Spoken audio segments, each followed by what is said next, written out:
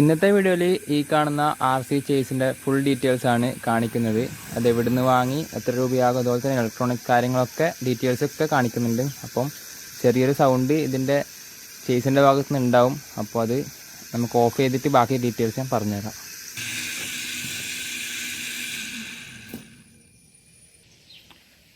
ഈ ഒരു ചേസിനെ പറ്റി നമ്മൾ ഓൾറെഡി ഒരു 2-3 മാസം മുന്നേ ഒരു വീഡിയോ ചെയ്തിട്ടുണ്ടായിരുന്നു. അപ്പോൾ അന്നേരമാണ് നമുക്ക് ആ ഒരു ചേസ് കിട്ടിയത്. മൂന്ന് മാസമായിട്ടുണ്ട് ഏകദേശം. അപ്പോൾ അന്നേരം റണ്ണിങ് ഒന്നും കാണിക്കാൻ പറ്റിയിട്ട.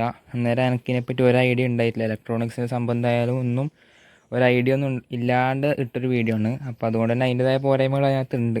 അപ്പോൾ ഇന്നെന്തായാലും ഇതിൻ്റെ ഫുള്ള് റേറ്റും കാര്യങ്ങളും ഡീറ്റെയിൽസൊക്കെ ഈ ഒരു വീഡിയോയിൽ കാണിക്കുന്നുണ്ട്. വീഡിയോ ഫുള്ളായിട്ട് കാണുക, പകുതി കണ്ടിട്ട് പോയിട്ട് കാര്യമുള്ള. കാണുന്നുണ്ടെങ്കിൽ മൊത്തമായിട്ട് കാണുമോ, ഇല്ലെങ്കിൽ സ്കിപ്പ് കാണാതിരിക്കുക, അതാണ് നല്ലത്. അപ്പോൾ ഒരുപാട് പേര് ഈ ഒരു ചേസിന് അന്വേഷിക്കുന്നുണ്ട് എനിക്കറിയാം. അപ്പോൾ മിനിയേച്ചർ ബസ്സായാലും ലോറി ആയാലും എല്ലാം ഈ ഒരു ചേസിൽ നമുക്ക് ചെയ്യാൻ പറ്റും. അപ്പോൾ ഒരുപാട് ആവശ്യക്കാർ ഈ ഒരു സാധനത്തിനുണ്ട് എന്ന് എനിക്ക് ആ ഒരു വീഡിയോ ഇട്ടാൽ മനസ്സിലായി. അതായത് ഓൾറെഡി ആ ഒരു വീഡിയോ ഇട്ടു എന്ന് പറഞ്ഞല്ലോ. അപ്പോൾ അന്നേരം തന്നെ ഒരുപാട് പേര് ഇതിൻ്റെ ഡീറ്റെയിൽസ് കാര്യങ്ങളൊക്കെ ചോദിച്ചിട്ട് മെസ്സേജ് അയച്ചിട്ടുണ്ടായിരുന്നു. അപ്പോൾ അവർക്കൊക്കെ വേണ്ടിയിട്ടുള്ളൊരു കുറച്ചുകൂടി ഡീറ്റെയിൽസ് പറയുന്നൊരു വീഡിയോ ആണ് ഇന്നത്തെ വീഡിയോ. അത് തന്നെ പറയുകയാണെന്നുണ്ടെങ്കിൽ ഇത് ഇന്ത്യൻ സ്കെയിൽ ആർട്ടിൻ്റെ ആ ഒരു ചേസ് അല്ല, ഇന്ത്യൻ സ്കെയിൽ ആർട്ടിൻ്റെ മെറ്റൽ ചേസ് അല്ല ഈ കാണുന്നത്. അപ്പോൾ ഇന്ത്യൻ സ്കെയിൽ ആർട്ടിൻ്റെ ടയേഴ്സാണ് ഉപയോഗിച്ചിട്ടുള്ളത്. ബേക്ക് ടയറായാലും അതുപോലെ തന്നെ ഫ്രണ്ട് വീലായാലും ബേക്ക് ആക്സിലില്ല, റിയർ ആക്സിൽ ഡിഫറൻഷ്യൽ കാര്യങ്ങളൊക്കെ ആയാലും ഇന്ത്യൻ സ്കെയിൽ ആർട്ടിൻ്റെ ആണ്. അത് സെപ്പറേറ്റ് ആയിട്ട് നമുക്ക് വാങ്ങാൻ കിട്ടും. അപ്പോൾ അങ്ങനെ വാങ്ങിച്ചതാണ് ഈ ടയറും കാര്യങ്ങളൊക്കെ. പിന്നെ അതിനുശേഷം ഈ ഒരു ഫ്രെയിം, ഇത് PVC ഫ്രെയിം, അതായത് ഇലക്ട്രിക്കൽ വർക്കൊക്കെ ചെയ്യാൻ വേണ്ടിയിട്ട് ഉപയോഗിക്കുന്ന പൈപ്പ്, അതായത് റൗണ്ട് പൈപ്പല്ല. ചില ഷോപ്പിലൊക്കെ സ്ക്വയർ ആയിട്ടുള്ള ഒരു ചാനൽ കിട്ടും, ഇതേപോലുള്ള ചാനൽ, ഒരു C ഷേപ്പുള്ള ഒരു ചാനൽ വാങ്ങിക്കാൻ കിട്ടും. അപ്പോൾ അത് വെച്ചിട്ടാണ് ഫ്രെയിം ചെയ്തത്, മെറ്റലല്ല. എന്ന് വെച്ചിട്ട് ഉറപ്പ് കുറവൊന്നുമില്ല, നല്ല സ്ട്രോങ് സാധനം തന്നെയാണ്. നമ്മളെ മിനിയേച്ചർ ബസ്സിനൊക്കെ ഫോം ഷീറ്റ് കൊണ്ട് ഉണ്ടാക്കുന്ന മിനിയേച്ചർ ബസ്സിനൊക്കെ ഇത് ഓക്കെയാണ്. എത്ര വെയിറ്റ് വേണം കൊടുക്കും. ഈ ഒരു സാധനത്തിന് ഇപ്പോൾ 1 കിലോ വെയിറ്റ് വരുന്നുണ്ട് മൊത്തം എല്ലാം. ടയറിന് നല്ല വെയിറ്റ് വരും, റബ്ബറിൻ്റെ ടയർ വേണം. അതുപോലെ തന്നെ ഈ ഇതിനൊക്കെ കൂടിയിട്ട് നല്ലൊരു വെയിറ്റ് വരുന്നുണ്ട് ടയറിന് മാത്രമായിട്ട്. പിന്നെ മോട്ടർ അതുപോലെ തന്നെ ഈ ഒരു ഫ്രെയിമെല്ലാം കൂടി വരുമ്പോൾ 1 കിലോ വെയിറ്റ് ഏകദേശം വരുന്നുണ്ട്. ഇതിൽ ഇലക്ട്രോണിക്സിലേക്ക് വരുമ്പോൾ ആദ്യം തന്നെ ഇവിടെ ഒരു CPU ഫാന് കൊടുത്തിട്ടുണ്ട്. CPU ഫാന് 12 വോൾട്ടിൻ്റെ CPU ഫാന് കൊടുത്തിട്ടുണ്ട്. അത് ഞാൻ ജസ്റ്റ് ഒന്ന് ഓണാക്കിയിട്ട് കാണിച്ചു തരാം.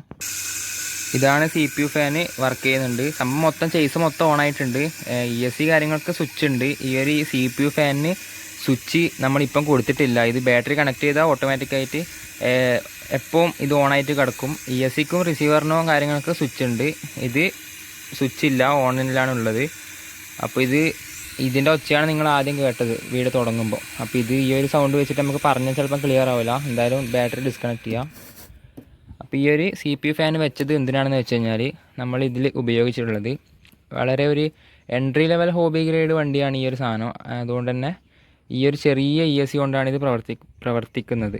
20 ആംപിയറിൻ്റെ വളരെ ചെറിയൊരു ESC, അതായത് അത്രേ റേറ്റ് ഇതിന് വരുന്നുള്ളൂ, ചെറിയ റേറ്റേ വരുന്നുള്ളൂ. അപ്പോൾ അതിൻ്റെ കവറിങ്ങൊക്കെ റിമൂവ് ആക്കിയിട്ട് വെച്ചിട്ടുണ്ട്. കാരണം വളരെ ചെറിയ ESC, വളരെ വില കുറഞ്ഞതെന്ന് മാത്രമല്ല, ഒരു ആംപിയറെല്ലാം കുറഞ്ഞ് 20 ആംപിയറിനെല്ലാം വെച്ചാൽ സ്റ്റാർട്ടിങ് ESC ആണ്. അപ്പോൾ ഇത് മതിയോ എന്ന് ചോദിച്ചു കഴിഞ്ഞാൽ തൽക്കാലം യൂസിനൊക്കെ ഇത് മതി.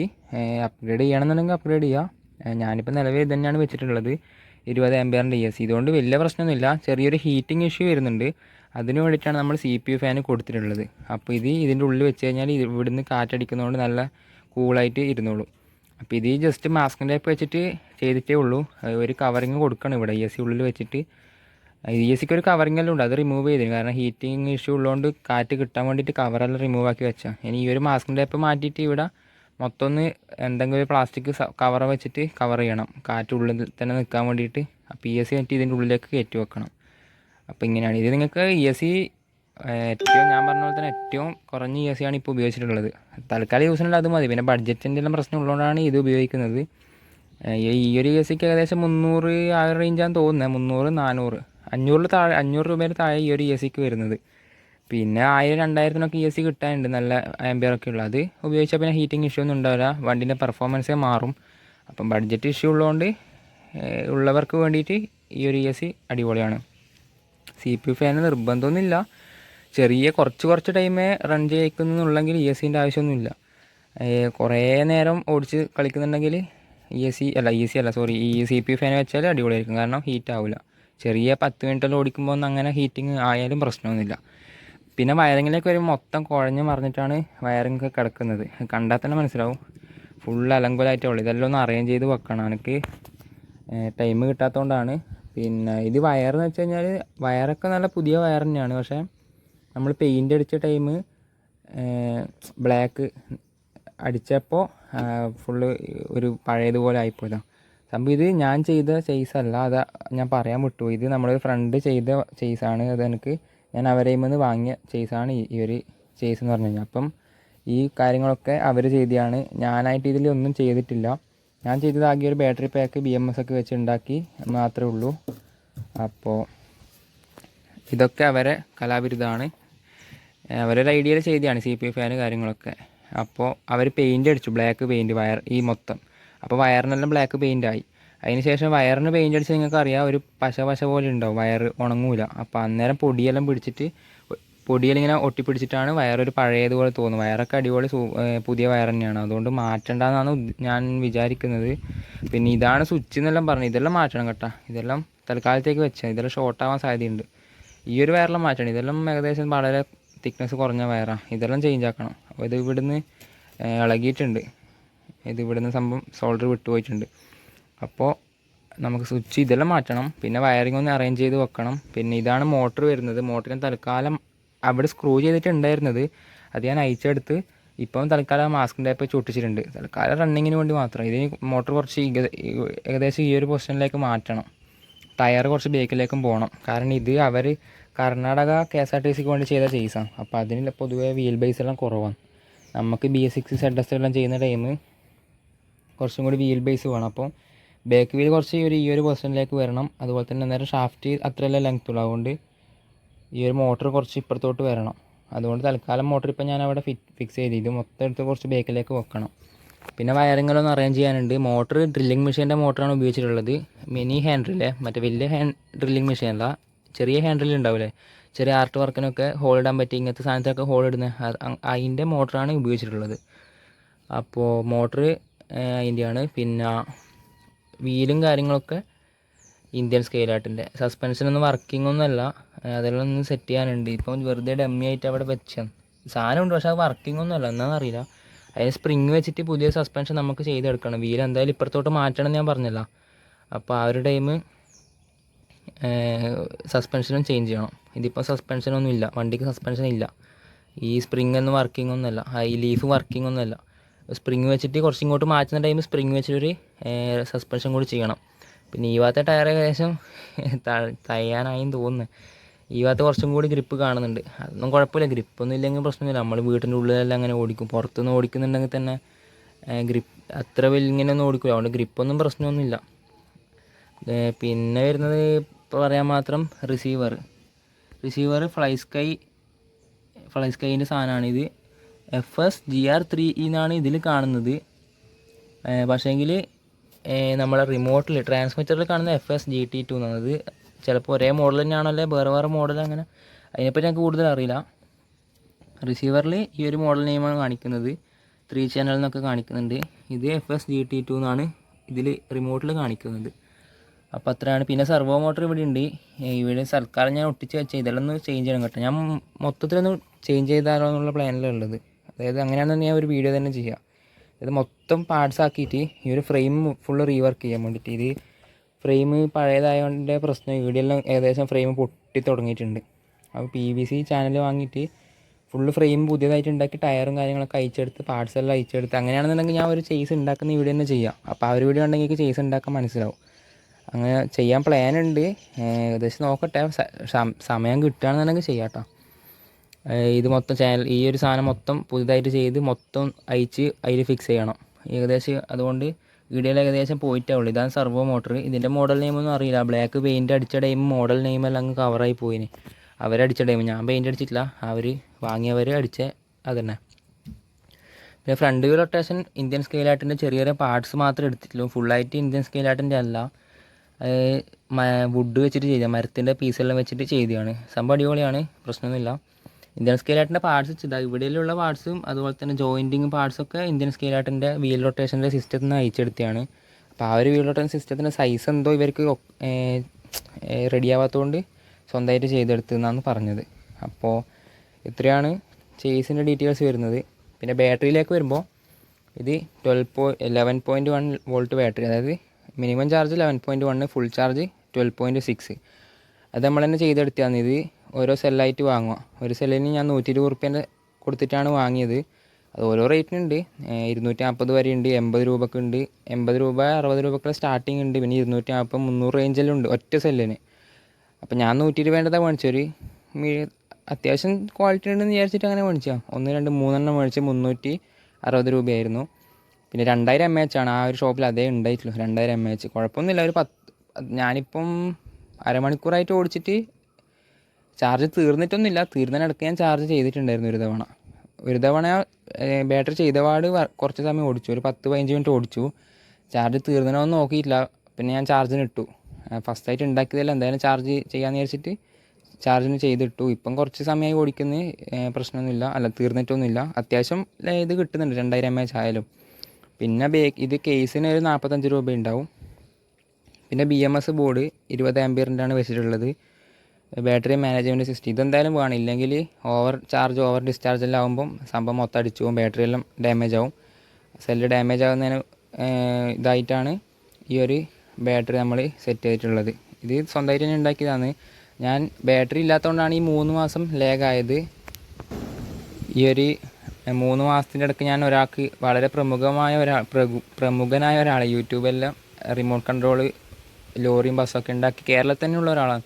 ആളാരാന്ന് ഞാൻ പറഞ്ഞില്ല. അവരെടുക്കുക ബാറ്ററി പാക്ക് ഉണ്ടാക്കാൻ പറഞ്ഞിട്ട് അവരുണ്ടാക്കി തരാനെല്ലാം പറഞ്ഞ് പൈസയെല്ലാം കൊടുത്ത് സെറ്റായതാണ്. പിന്നെ 3 മാസമായിട്ടും സാധനം ഇന്ന് തരാം നാളെ തരാം മറ്റന്നാൾ തരാമെന്ന് പറഞ്ഞാലാണ് സാധനം എനിക്ക് കിട്ടിയിട്ടില്ല. എന്നിട്ട് ലാസ്റ്റ് അവർ പറഞ്ഞ് ബാറ്ററി കൊറിയറായിട്ട് അയക്കാൻ പറ്റില്ല എന്നാന്ന്, സേഫ്റ്റി ഇഷ്യൂസ് ഉള്ളതുകൊണ്ട് കൊറിയർ ഓഫീസിൽ അവർ എടുക്കുന്നില്ല എന്ന് പറഞ്ഞു. അപ്പോൾ അത് ശരിയായിരിക്കാം. അങ്ങനെയാണെന്നുണ്ടെങ്കിൽ അവർ 3 മാസം തന്നെ വെയിറ്റ് ചെയ്യിപ്പിക്കേണ്ട ആവശ്യമില്ലല്ലോ. ഓൾറെഡി അതൊക്കെ അന്വേഷിച്ചിട്ട് വേണ്ടേ വർക്ക് എടുക്കാൻ വേണ്ടിയിട്ട്.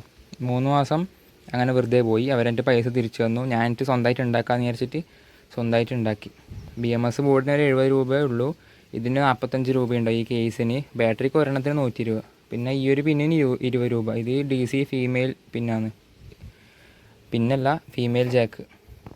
അപ്പോൾ നമ്മളിത് ഇവിടെ മെയിൽ കൊടുത്തിട്ടുണ്ട്, DC ഫീമെയിലിൻ്റെ മെയിൽ പിന്ന് കൊടുത്തിട്ടുണ്ട്. ഇത് തൽക്കാലത്തേക്ക് ജോയിൻ്റ് ആക്കിയതാണ്, മാസ്കും ടേപ്പെല്ലാം വെച്ചിട്ട്. ഇതത് റിസ്ക്കാണ്, ഇതെല്ലാം മാറ്റണം. തൽക്കാലം ഷോർട്ട് ആവാണ്ടിരിക്കാൻ മാസ്കും ടേപ്പ് ഒട്ടിച്ചേ ഉള്ളൂ. അതെല്ലാം മാറ്റി വയറിംഗ് എല്ലാം എന്തായാലും അതൊന്ന് അറേഞ്ച് ചെയ്യണമെന്ന് ഞാൻ പറഞ്ഞല്ലോ. അപ്പോൾ മൊത്തം ഒന്ന് ചേഞ്ച് ചെയ്ത് സെറ്റാക്കണം. പിന്നെ റിമോട്ടിലേക്ക് റിമോട്ടിൻ്റെ ഡീറ്റെയിൽസും കൂടി പറഞ്ഞിട്ടാ. FlySky GT2 എന്നാണ് റിമോട്ടിൽ കാണിക്കുന്നത്. പക്ഷേ ഇതിൽ FSGR3 എന്നാണ് കാണിക്കുന്നത്. അത് എന്താണെന്ന് അറിയില്ല. രണ്ടും വേറെ സാധനമാണോ, അങ്ങനെ വേറെ സാധനം ബൈൻഡ് ആകുമോ എന്ന് എനിക്കറിയില്ല. ഇതാണ് സാധനം. ഇതിൽ പിന്നെ അത്യാവശ്യം കൺട്രോൾസ് വരുന്നുണ്ട്. അത് കുഴപ്പമില്ല, നല്ലൊരു റിമോട്ട് തന്നെയാണ്. പിന്നെ എനിക്ക് വലിയൊരു ധാരണ ഇപ്പോഴും വന്നിട്ടില്ല. എന്നാലും ആദ്യം ഞാൻ ഇട്ട വീഡിയോനെക്കാട്ടും അത്യാവശ്യം ഇതിനെപ്പറ്റി അറിവ് ഞാൻ കുറേ നാളായിട്ട് ഇങ്ങനെ സെർച്ച് ചെയ്തിട്ടൊക്കെ അത്യാവശ്യം കാര്യങ്ങൾ മനസ്സിലായിട്ടുണ്ട്. ഇതിൽ കൺട്രോൾസ് ഉള്ളതെന്ന് വെച്ച് കഴിഞ്ഞാൽ മുകളിലുള്ളത് ഇത് സ്റ്റിയറിങ് റിവേഴ്സ്, അതായത് ഇപ്പോൾ നമ്മൾ മുമ്പോട്ടാക്കും ഈ സ്റ്റിയറിങ് തിരിക്കുമ്പോൾ ഇടത്തോട്ടും വലത്തോട്ടും ആവില്ലേ, അത് ഇത് ഞെക്കി കഴിഞ്ഞാൽ നേരെ റിവേഴ്സ് ആവും. അതായത് ഇപ്പം ഇടത്തോട്ടുള്ളത് ഇത് ഞെക്കി കഴിഞ്ഞാൽ പിന്നെ വലത്തോട്ടാവും. ഇപ്പം വലത്തോട്ട് തിരിയുന്നത് ഇത് ഓണായി കഴിഞ്ഞാൽ ഇടത്തോട്ടാവും. അങ്ങനെ അതാണ് ഇത്, അതായത് സ്റ്റിയറിങ് റിവേഴ്സ്. അതുപോലെ തന്നെ ത്രോട്ടിൽ റിവേഴ്സ്. ഇപ്പം നമ്മൾ ത്രോട്ടിൽ ഇങ്ങനെ ബാക്കോട്ട് ആക്കിയാലാണ്, നമ്മളടുത്തേക്ക് ആക്കിയാലാണ് സംഭവം വണ്ടി മുമ്പോട്ട് പോവുക. ഇങ്ങോട്ടാക്കിയ വണ്ടി റിവേഴ്സ് അടിക്കും. അപ്പോൾ ഈ സ്വിച്ച് ഓണായി കഴിഞ്ഞാൽ ഈ പറഞ്ഞത് നേരെ റിവേഴ്സ് ആവും. അതാണത്. പിന്നെ ഈ 2 LED ഓൺ ആകുമ്പം LED കത്തുന്നതാണ്. പിന്നെ നടുക്ക് ബൈൻഡിങ്ങിൻ്റെ ഒരു സാധനമുണ്ട്. പിന്നെ ഇത് ലാസ്റ്റുള്ളത് സ്റ്റിയറിങ് അത്രത്തോളം തിരിയാണെന്ന്. അതായത് ഇപ്പോൾ നമ്മൾ ഇപ്പോൾ 4ലാണ് ഇട്ടിട്ടുള്ളത്. 6-ലിട്ടാൽ ഫുൾ ഒടിയും. ഫുള്ളല്ല, പരമാവധി ആംഗിൾ ഒടിഞ്ഞ് നല്ലൊരു ഒടിവ് കിട്ടും വണ്ടിക്ക്. 1-ലും 2-ലിട്ടാൽ ഒടിവ് കുറച്ച് കുറവായിരിക്കും സ്റ്റിയറിങ്ങിൻ്റെ.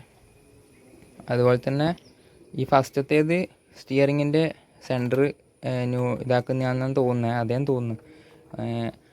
അങ്ങനെയാണ് ഞാൻ നോക്കട്ടെ, ഒന്ന് ചെക്ക് ചെയ്ത് നോക്കട്ടെ. ഞാൻ പറഞ്ഞത് കറക്റ്റ് തന്നെയാണ്. ഈ ഒരു ഫസ്റ്റ് വരുന്നത് സ്റ്റിയറിങ്ങിൻ്റെ സെൻട്രൽ പൊസിഷൻ, അതായത് ഇതിപ്പോൾ സ്വിച്ച് അവിടെ നിന്ന് ഇളകിപ്പോയി, അതൊന്ന് റെഡിയാക്കട്ടെ. നമ്മളിപ്പോൾ ലെഫ്റ്റും റൈറ്റും തിരിച്ചു കഴിഞ്ഞാൽ സംഭവം അത് വിട്ട് കഴിഞ്ഞാൽ തിരിച്ച് സെൻറ്ററായിട്ട് വരണ്ടേ. അപ്പോൾ ആ സെൻറ്ററായിട്ട് വരുന്നത് അഡ്ജസ്റ്റ് ചെയ്യാനാണ് ഈ ഒരു ഫസ്റ്റത്തെ പിന്ന് ഉപയോഗിക്കുന്നത്. അപ്പോൾ അത് നമ്മൾ ഓഫാക്കിയിട്ടുണ്ട്. അതിൻ്റെ സൗണ്ട് അത്ര ഒരു ഇതാകുന്നില്ല, ആ ഫാനിൻ്റെ സൗണ്ട്. ഇത് എന്നാന്ന് എനിക്ക് കറക്റ്റ് അറിയില്ല. ഇത് ത്രോട്ടിൽ ട്രിമ്മാണ് ഉള്ളത്, രണ്ടാമത്തേത്. അത് കറക്റ്റ് എനിക്കറിയില്ല. അപ്പം അത്രേ ഉള്ളൂ. ഇത് പവർ ഓഫ് സ്വിച്ച്, ഇത് ഓൺ ഓഫും സ്വിച്ചാണ് വരുന്നത്. അപ്പോൾ അത്രയാണ് റിമോട്ടിൻ്റെ ഡീറ്റെയിൽസ് വരുന്നത്. പിന്നെ ഇവിടെ ഇങ്ങനെ ചാർജിങ് പോയിൻ്റൊക്കെ കാണുന്നുണ്ട്. അത് എന്നാന്ന് എനിക്ക് മനസ്സിലായിട്ടില്ല. ചാർജിങ് ഡിസ്ചാർജിങ് എന്നൊക്കെ കാണുന്നുണ്ട്. ഇത് റീചാർജബിൾ അല്ല എന്നാണ് എൻ്റെ ഒരു അഭിപ്രായം. പിന്നെ എന്തിനാണ് അവർ പോർട്ട് എനിക്കറിയില്ല. ഇതിൽ പിന്നെ 8 ബാറ്ററി വേണം. ഈ ഒരു അടിഭാഗത്തായിട്ട് നോർമൽ AA ബാറ്ററി ഇല്ലേ, സാധാരണ ക്ലോക്കിനും റിമോട്ടിനൊക്കെ ഇടുന്ന പോലത്തെ, അതേപോലത്തെ 8 ബാറ്ററി വേണം. അപ്പോൾ അത് ഇതിൻ്റെ അടിയിലുണ്ട്. അപ്പോൾ അത്രയാണ് ഡീറ്റെയിൽസ്. പിന്നെ ഞാൻ വാങ്ങിച്ച അവരെടുക്കുന്നത് ഇതേപോലെ സൈസ് കിട്ടാൻ വേണ്ടിയിട്ട് ഏകദേശം 7,000-8,000 അങ്ങോട്ടാണ് തോന്നുന്നു. കറക്റ്റ് എനിക്കറിയില്ല. ഞാൻ വാങ്ങിയിട്ട് ഇപ്പോൾ 3 മാസമായി. അപ്പോൾ അത് കറക്റ്റ് അങ്ങനെ ഒരു ഫുൾ പൈസ കൊടുത്ത് വാങ്ങിയൊരു സെറ്റപ്പ് അല്ല. വേറെ കുറച്ച് നമ്മളൊരു ഫ്രണ്ട് തന്നെയാണ്. അപ്പോൾ അതിനനുസരിച്ച് ഓരോ ഡീലിങ് അവർക്ക് വേറൊരു സാധനം കൊടുക്കേണ്ട അവർക്ക് ആവശ്യമുണ്ടായിരുന്നു, അതായത് വേറൊരു വണ്ടി. അപ്പോൾ ഞാനത് ചെയ്ത് കൊടുത്തു. അപ്പോൾ അതിന് പകരമായിട്ട് അവരെനിക്ക് തന്നു. അങ്ങനെ ഒരു സെറ്റപ്പിൽ എനിക്ക് കിട്ടിയ സാധനമാണിത്. അതുകൊണ്ട് എനിക്ക് കറക്റ്റ് പൈസ അറിയില്ല. ഏകദേശം 8,000 തോന്നുന്നു. നിങ്ങൾക്ക് തന്നെ ചെയ്യാനേ ഉള്ളൂ. ഫ്രണ്ട് വീലൊക്കെ നിങ്ങൾക്ക് ഫോം ഷീറ്റ് ആയാലും ചെയ്യാം. അല്ലെങ്കിൽ കുറച്ചും കൂടി ഇതായിട്ട് വേണമെന്നുണ്ടെങ്കിൽ ടയർ നമുക്ക് ഇന്ത്യൻ സ്കെയിലായിട്ട് നിന്ന് ടയർ മാത്രമായിട്ട് വാങ്ങുക, ഡിഫറൻഷ്യലെല്ലാം വാങ്ങുക. പിന്നെ PVC കൊണ്ട് ഫ്രെയിം ആക്കുക. ഇലക്ട്രോണിക്സ് എല്ലാം ഓൺലൈനിൽ വാങ്ങാൻ കിട്ടും. ഈ ഒരു റിമോട്ടിനും ആ ഒരു റിസീവറിനും കൂടിയിട്ട് റിസീവറിനും കൂട്ടിയിട്ട് 2,500 അങ്ങോട്ടാണ് തോന്നി ഈ ഒരു മോഡലിന്. ESCക്ക് ഒരു 600-500 ആ റേഞ്ച് ഉണ്ടാവും. മോട്ടറിന് ഏകദേശം 500ൻ്റെ താഴെ ഉണ്ടാവും. പിന്നെ ബാക്കി ഫാന് വേണമെന്നുണ്ടെങ്കിൽ ഫാനിന് ചെറിയ പൈസ ഉണ്ടാവും. അത് നിങ്ങൾ കുറച്ചും കൂടി വലിയ AC എടുക്കുന്നുണ്ടെങ്കിൽ ഏറ്റവും ഫാനൊന്നും വേണ്ട കേട്ടോ, അതാണ് ഏറ്റവും നല്ലത്. കുറച്ചും കൂടി ആംബിയർ കൂടിയ AC എടുക്കുന്നുണ്ടെങ്കിൽ ഏറ്റവും നല്ലത് അതാണ്. അപ്പോൾ അത്രയേ ഉള്ളൂ. പിന്നെ നിങ്ങൾ സെർവോ മോട്ടറിന് ഏകദേശം ഒരു 500 ആ റേഞ്ച് തന്നെ ഉണ്ടാവും, അതിൽ താഴെ ഉണ്ടാവും. നിങ്ങൾക്ക് തന്നെ ചെയ്യാം. ഈ 8,000 ഒന്നും ആവില്ല നിങ്ങൾ ചെയ്യുമ്പോൾ. പിന്നെ ഒരാൾ ചെയ്യുമ്പോൾ അവരെ സമയത്തിൻ്റെ വിലയും അതുപോലെ തന്നെ അവർക്ക് ഇത്രയും ചെയ്തതിൻ്റെ ആ ഒരു പൈസ കിട്ടുന്നുണ്ട്. അതുകൊണ്ടാണ് അത്രയും പൈസ. 8,000 ആണെന്നൊക്കെ കറക്റ്റ് ഓർമ്മയില്ല കേട്ടോ. ഏകദേശം ഞാൻ പറഞ്ഞു തന്നെ 7,000 ആ റേഞ്ചാണ്. ഞാൻ പൈസ കൊടുത്ത് വാങ്ങിയതല്ലാണ്ട് അല്ലാത്തവണ് എനിക്ക് കറക്റ്റ് അങ്ങനെ അറിയില്ല. പിന്നെ വീലുകൾ നിങ്ങൾ തന്നെ ചെയ്യുകയാണെന്നുണ്ടെങ്കിൽ ഇന്ത്യൻ സ്കെയിലായിട്ടൊന്നും വീലൊന്നും വാങ്ങണ്ട. ഡിഫറൻഷ്യൽ നമുക്ക് സ്വന്തമായിട്ട് ചെയ്യാം, പക്ഷേ അതെല്ലാം പണിയാണ്. അതുകൊണ്ട് ഇങ്ങനെ വാങ്ങുന്നത് നല്ലത്. ചെറിയ പൈസ ഉണ്ടാവും, അത്ര പൈസ എനിക്ക് കറക്റ്റ് അറിയില്ല. അതിനൊന്നും അത്ര പൈസയൊന്നും അറിയില്ല. പിന്നെ അത്രയാണ് ഡീറ്റെയിൽസ്. ഞാൻ പിന്നെ റണ്ണിങ് ഓൾറെഡി ആദ്യമേ കാണിച്ചു, എന്നാലും ഇപ്പം കൂടി കാണിച്ചു തരാം. ഇതിനകത്ത് ഒരുപാട് പണി ഇനി എടുക്കാനുണ്ട്. അപ്പോൾ വയറിംഗ് ഒന്നും കണ്ടിട്ട് നിങ്ങളാരും ഒന്നും കമൻറ്റിലൊന്നും പറയാൻ നിൽക്കണ്ട. അതെല്ലാം സെറ്റാകും കേട്ടോ. ഇപ്പം ജസ്റ്റ് ഒന്ന് റണ്ണായി കിട്ടിയിട്ടുണ്ട്. 3 മാസം വെറുതെ സൈഡാക്കി വെച്ചിട്ടുണ്ടായിരുന്നു ബാറ്ററി കിട്ടാത്തതുകൊണ്ട്. അപ്പോൾ അതുകൊണ്ടാണ് ഇപ്പം ബാറ്ററി സെറ്റാക്കിയതിന് ശേഷം റൺ ചെയ്ത് കിട്ടിയിട്ടുണ്ട്. പിന്നെ ഇതിൻ്റെ ചാർജർ നോർമൽ 200 രൂപക്കെല്ലാം കിട്ടും കേട്ടോ. 12.6 വോൾട്ട് ചാർജർ തന്നെ മേടിക്കണം. ലിഥിയം അയൺ ചാർജർ തന്നെ മേടിക്കണം. അതും ഇതേ പിന്നെ തന്നെ ചാർജറിന് ഉണ്ടാവുക. അല്ലെങ്കിൽ അങ്ങനത്തെ ചാർജർ നോക്കി മേടിക്കുക. അതാകുമ്പോൾ ഇതിൽ തന്നെ കൊടുക്കാം. വേറെ പിന്നാണെന്നുണ്ടെങ്കിൽ ഇതേ സ്പോട്ടിൽ തന്നെ ഈ ഒരു പോയിന്റ് തന്നെ നമുക്ക് ഒരു പിന്നും കൂടി കണക്ട് ചെയ്യാം. ഡിസ്ചാർജിങ് ചാർജിങ് എല്ലാം ഒരേ പിന്നിലായാലും 2 പിന്നിലായാലും കുഴപ്പമില്ല. അപ്പോൾ ഇതിൻ്റെ സ്വിച്ചിൻ്റെ വയർ അവിടെ നിന്ന് ചെറുങ്ങനെ ഇളകി പോയിട്ടുണ്ട്. ഞാനതൊന്ന് സോൾഡർ ചെയ്തിട്ട്, കാരണം ഇതെല്ലാം പണ്ടേ ചെയ്ത വയറിങ് അല്ല, എല്ലാം ഇതിൻ്റെ ഉള്ളിലേക്ക് കയറ്റുമ്പോൾ ഇറക്കുമ്പോൾ എല്ലാം, അതായത് ഇതിൻ്റെ ഉള്ളിലേക്ക് ESC വെക്കുമ്പോൾ എല്ലാം ഇളകിപ്പോയതായിരിക്കും. സ്വിച്ച് ഇല്ലാണ്ട് അത് ഓണാകുന്നില്ല. സാധാരണ നമ്മൾ ബാറ്ററിയിലായാലും സ്വിച്ച് ഇളകിപ്പോയാൽ ബാറ്ററി കണക്ട് ചെയ്യുമ്പോൾ തന്നെ അതങ്ങ് ഓണാവില്ല. സ്വിച്ച് ഇല്ലെങ്കിലും പ്രശ്നമില്ല. പക്ഷേ ഇത് സ്വിച്ച് ഉണ്ടെങ്കിലേ ഓണാവും തോന്നുന്നു, കാരണം അല്ലാണ്ട് ഓണാകുന്നില്ല. ഞാൻ എന്തായാലും സോൾഡർ ചെയ്തിട്ട് കുറച്ച് റണ്ണിങ് വീഡിയോ കൂടി കാണിച്ചു തരാം. പിന്നെ ഈ ഒരു ബാറ്ററി നിങ്ങൾക്ക് ആക്കാൻ റിസ്ക് ഉണ്ടെങ്കിൽ വേറെ ബാറ്ററി വാങ്ങിക്കാൻ കിട്ടും കേട്ടോ. ലിഥിയം അയൺ പാക്ക് തന്നെ വാങ്ങിക്കാൻ കിട്ടും. ഒരു 500 രൂപക്കല്ല 2000 mAh കിട്ടും തോന്നുന്നു. പക്ഷേ BMS പ്രൊട്ടക്ഷനിൽ ഉണ്ടെന്ന് ഉറപ്പ് വരുത്തണം. വെറുതെ ബാറ്ററി പാക്ക് മാത്രം വാങ്ങിയിട്ട് കാര്യമില്ല. ഞാൻ ഇവിടുത്തെ ഷോപ്പിലൊക്കെ അന്വേഷിച്ചു തരാം. 500 രൂപക്കുള്ള സാധനം ഉണ്ട്, പക്ഷേ BMS പ്രൊട്ടക്ഷൻ ഇല്ല. ഇതുണ്ടെങ്കിലേ കാര്യമുള്ളൂ. ഇല്ലെങ്കിൽ മോട്ടറെല്ലാം പെട്ടെന്ന് പവർ എടുക്കുമ്പോൾ